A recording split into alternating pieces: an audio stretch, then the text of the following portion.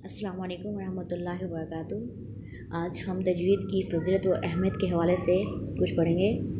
Rabbi इश्रह ली सदरी वयस्सिर ली अमरी वहलुल उक़दतम मिन लिसानी यफ़क़हू क़ौली rabbi ज़िदनी इल्मा rabbi ज़िदनी इल्मा rabbi ज़िदनी इल्मा। अऊज़ु बिल्लाहि मिनश शैतानिर रजीम बिस्मिल्लाहिर रहमानिर रहीम। औ ज़िद अलैहि वरत्तिलिल क़ुरआन तरतीला। सूरह मुज़्ज़म्मिल की ये 4 नंबर आयत तिलावत की गई है। इस आयत के अंदर अल्लाह ताला ने हुक्म दिया क़ुरआन को ठहर ठहर कर पढ़ें, तरतील के साथ, एक हर्फ को दूसरे हर्फ से अलग करके पढ़ें।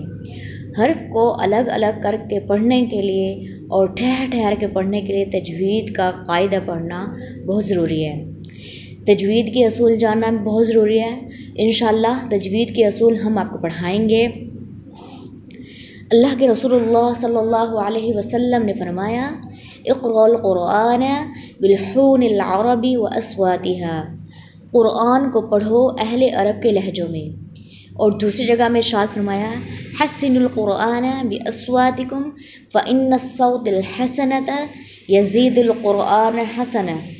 अपनी आवाज़ों के साथ क़ुरआन को मुज़य्यन करो, इसलिए कि अच्छी आवाज़ क़ुरआन के हुस्न को ज़्यादा करती है।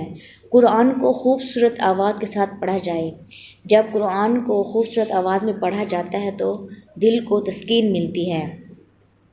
या हम दूसरे नंबर पे आके देखते हैं कि तजवीद के साथ क़ुरआन पढ़ना बहुत ज़रूरी है। तजवीद का मानी है तहसीन, यानी आरास्ता करना, दुरुस्त करना, खूबसूरत बनाना। तजवीद की सबसे बड़ी गर्ज़ ये है क़ुरआन की तिलावत करते वक्त लहन जली से बचा जाए।